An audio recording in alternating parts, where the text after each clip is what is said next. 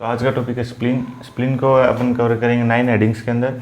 सबसे पहले इसकी लोकेशन देखेंगे, फिर इसकी पोजीशन, एक्सटर्नल फीचर, रिलेशन, इसकी ब्लड सप्लाई, फिर लिम्फेटिक नर्व सप्लाई और लास्ट में फंक्शंस। तो सबसे पहले लोकेशन की बात करते हैं। स्प्लीन क्या है? एक वेज शेप्ड ऑर्गन है। क्या है? वेज शेप्ड ऑर्गन है, lying mainly in left hypochondrium. Left hypochondrium का क्या मतलब है? ये अपन पढ़ते हैं क्वाड्रेंट्स ऑफ एब्डोमेन में।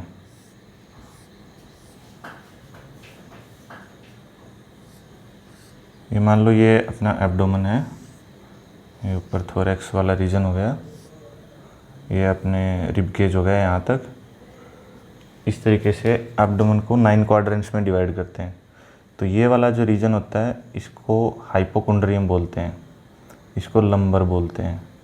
ठीक है, तो मैंने क्या बोला कि wedge shaped organ lying between mainly in left hypochondrium. तो लेफ्ट हाइपोकॉन्ड्रियम ये वाला हिस्सा हो गया। तो और थोड़ा बहुत एपिगैस्ट्रियम, इस वाले हिस्से को एपिगैस्ट्रियम बोलते हैं। थोड़ा बहुत इसमें आता है और मेनली लेफ्ट हाइपोकॉन्ड्रियम में प्रेजेंट होता है।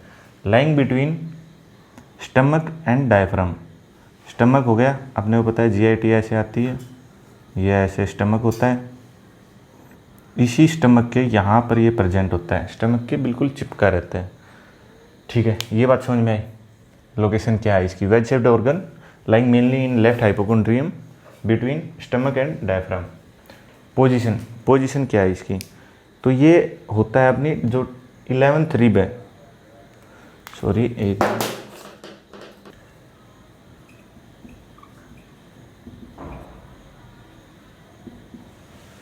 10th रिब के एक्सिस के अलोंग प्रेजेंट होता है। मतलब कि ऐसा समझो कि अगर ये स्प्लीन है, स्प्लीन को एनाटॉमिकल पोजीशन में पकड़ने के लिए क्या बोलते हैं कि अपनी 3 फिंगर्स को, अगर एनाटॉमिकल पोजीशन समझी जाए तो स्प्लीन को ऐसे 3 फिंगर से ऐसे पकड़ते हैं, ऐसे भी नहीं, मेनली ऐसे। ठीक है, तो ऐसे जब स्प्लीन को पकड़ा गया तो ये जो 3 फिंगर्स हुई मेरी, ये कौन सी रिब्स हैं? 9, 10th और 11th। तो 9, 10th और 11th रिब इसके ऊपर ऐसे प्रेजेंट होती हैं। ठीक है, तो 10th रिब के एक्सिस के ऊपर ये प्रेजेंट होता है और 9, 10th, 11th 3 रिब आ गई जो इसको कवर कर रही हैं। ठीक है, उसके अलावा स्टमक और इसके डायफ्राम के बीच में प्रेजेंट है, ये बात हो गई। अब एक्सटर्नल फीचर्स की बात करते हैं। तो एक्सटर्नल फीचर्स की मैंने ट्रिक बना रखी है जिसका नाम मैंने रखा है बेस। मैंने कहीं से सीखी थी, बेस 3, 2, 2, 2। ये हैं स्प्लीन की एक्सटर्नल फीचर्स। इससे क्या मतलब है? बी से मतलब बॉर्डर, ए से एंगल, एस से सरफेस और ई से एंड। 3 बॉर्डर होते हैं, 2 एंगल होते हैं, 2 सरफेस होते हैं और 2 एंड होते हैं। बॉर्डर की बात करूं तो 3 होते हैं। एक का नाम है सुपीरियर बॉर्डर, एक का नाम है इंफीरियर बॉर्डर और एक का नाम है इंटरमीडिएट बॉर्डर। ठीक है, ये बात हुई। एंगल की बात करूं तो 2 एंगल होते हैं इसमें। एक होता है, एंगल की अगर मैं बात करूं तो 2 एंगल होते हैं। एक होता है एंटीरियर बोल लो, चाहे उसको बोल लो लेटरल एंगल, और एक होता है अपना पोस्टीरियर या फिर उसको मीडियल बोल लो। ठीक है, एंगल और एंड के नाम लगभग सेम रहते हैं। एंड के नाम भी सेम ही है, एंटीरियर या लेटरल एंड बोल लो, पोस्टीरियर या मीडियल एंड बोल लो। तो एंटीरियर या लेटरल एंड कैसे प्रेजेंट है? मैंने बोला ना कि एक हिस्सा तो इसका आगे की तरफ ऐसे निकला रहता है और पीछे की तरफ जाता है ये। तो आगे वाला जो हिस्सा है वो रहता है मिड एक्सिलरी लाइन के ऊपर, और जो पोस्टीरियर वाला जो अपना एंड है वो रहता है लेफ्ट किडनी के ऊपर, लेफ्ट किडनी के ऊपर रेस्ट कर रहा होता है। तो इस तरीके से समझ सकते हो कि इसके 2 एंड है। अच्छा, 2 सरफेस हो गए। ठीक है, एंड और एंगल की बात समझ में आई, दोनों के नाम सेम है। एंड मैंने बताया कि दो एंडों की लोकेशन क्या है। अच्छा, इसकी बात करूँ, एंगल की बात करूँ, तो एंगल ये जो मैंने बताया कि एंगल दो होते हैं, एक एंटीरियर एक पोस्टीरियर।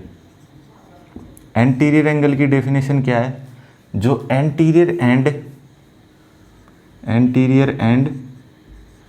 एंड सुपीरियर बॉर्डर के बीच में जो एंगल बनता है उसको क्या बोल देंगे? Anterior angle. पोस्टीरियर एंगल किसको बोलेंगे? जो पोस्टीरियर एंड इंफीरियर बॉर्डर के बीच में जो एंगल बनता है उसको बोल दिया क्या? Posterior angle. तो एंटीरियर एंगल पोस्टीरियर एंगल समझ में आया?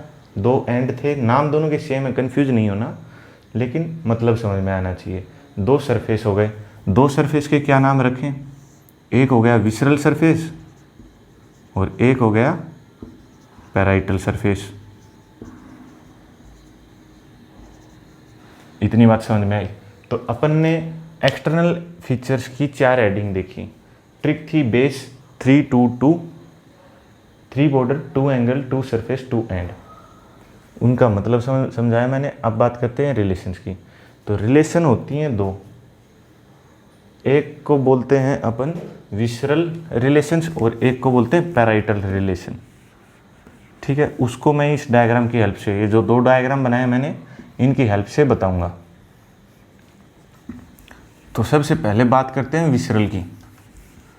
तो विसरल मतलब कि जो ऑर्गन से चिपका है, वो वाला हिस्सा जो ऑर्गन्स के साथ अटैच है।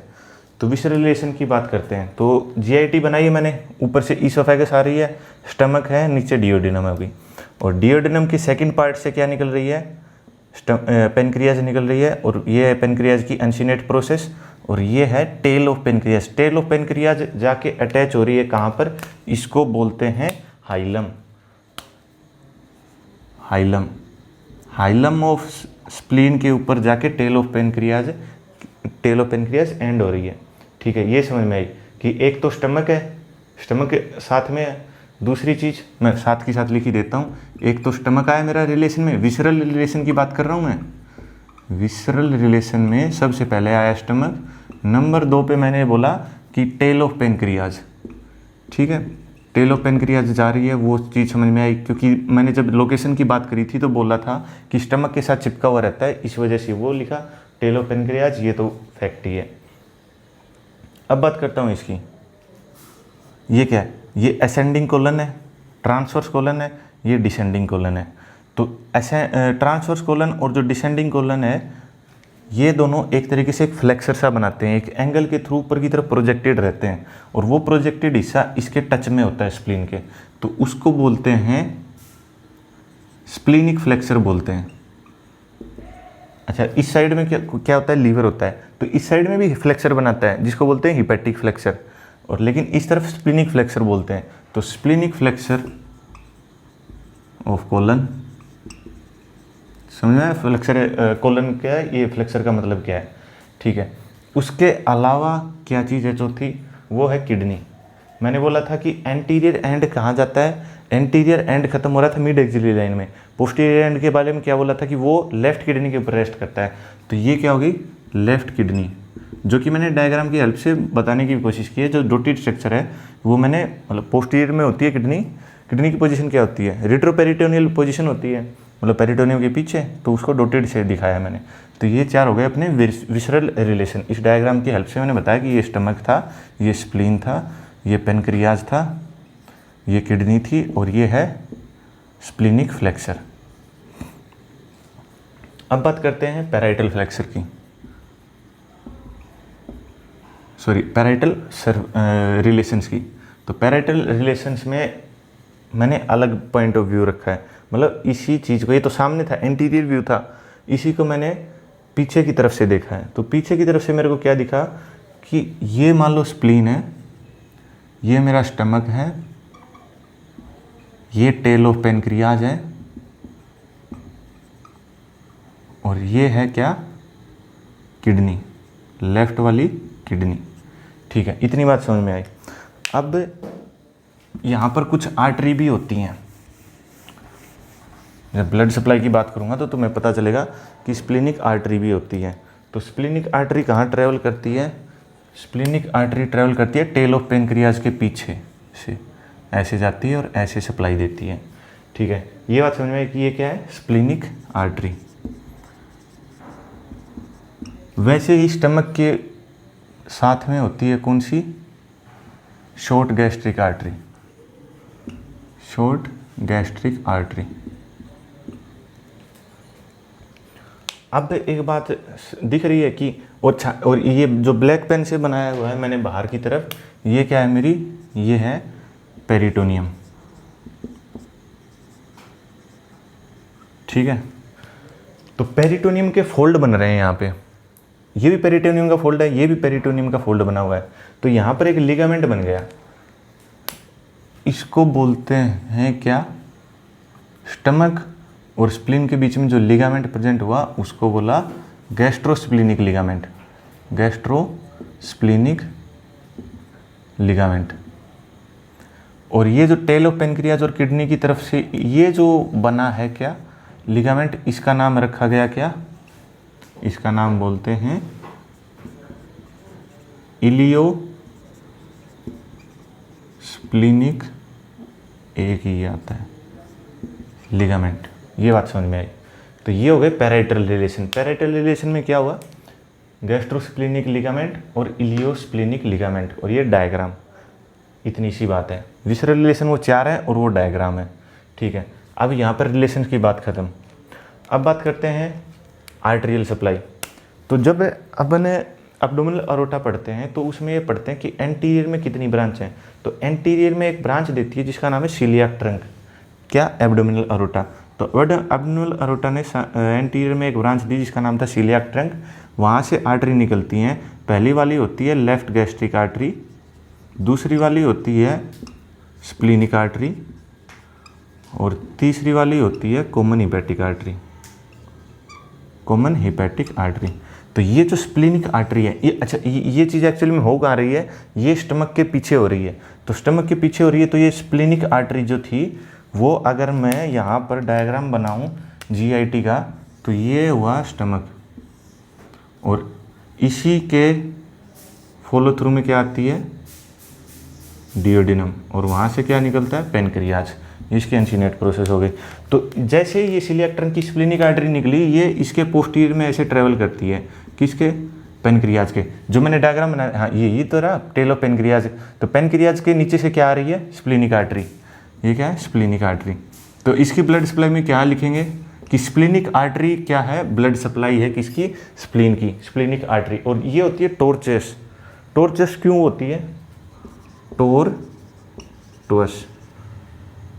टोर्टुअस का मतलब होता है कि सलवटे पड़ी हुई, कि एक टाइट आर्टरी नहीं है, सलवटे पड़ी हुई आर्टरी है। क्यों? क्योंकि GIT की वजह से यहाँ पर प्रेशर बनता रहता है, कम होता रहता है, जिसकी वजह से आर्टरी कभी टाइट होती है, कभी लूज होती है, तो जिसकी वजह से टोर्चुअस है। ठीक है, ये हो गई किसकी? आर्टेरियल सप्लाई की बात। अब बात करूँ वेनस ड्रेनेज की, तो वेनस ड्रेनेज में भी सेम चीज़ है, स्प्लीनिक वेन लिख दो, सिंपल स्प्लीनिक वेन लिख दो। और अगर और भी ज़्यादा उसको एक्सटेंड करना है तो उसके लिए अपन लिख सकते हैं ये क्या? ये एक चीज़ लिख सकते हैं, ये जो बता रहा हूँ मैं, ये क्या है? ये स्प्लीनिक वेन है। स्प्लीनिक वेन ये इस तरफ से आई, ये मान लो स्प्लीन है, स्प्लीन की तरफ से स्प्लीनिक वेन आ रही है, बीच में आई, फिर नीचे की तरफ क्या थी? मिजेंट्री। तो सबसे पहले आई इंफीरियर मिजेंट्रिक वेन, वो आके इसमें ड्रेन कर गई मिजेंट्रिक वेन। फिर आई सुपीरियर मिजेंट्रिक वेन नीचे की तरफ से, ये मिजेंट्री के नीचे थी, ये मिजेंट्री के ऊपर है। मिजेंट्री क्या है?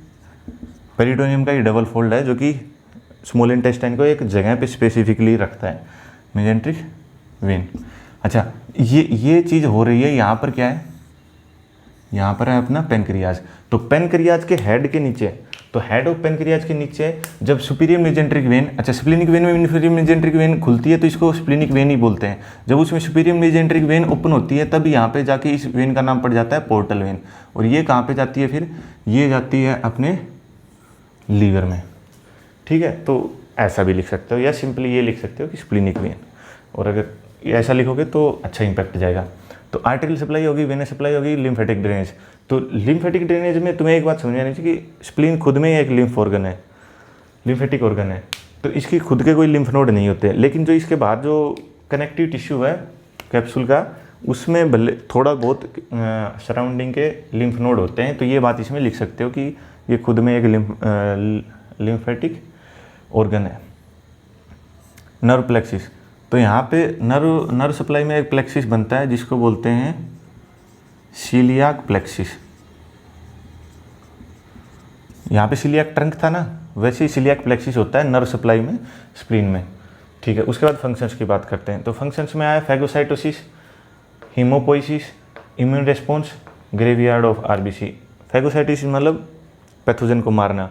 लिम्फ ऑर्गन है, लिम्फेटिक ऑर्गन है, क्या काम है इसका? पैथोजन को मारने ही काम है। अच्छा, दूसरी बात हीमोपोइसिस। हीमोपोइसिस का मतलब क्या होता है?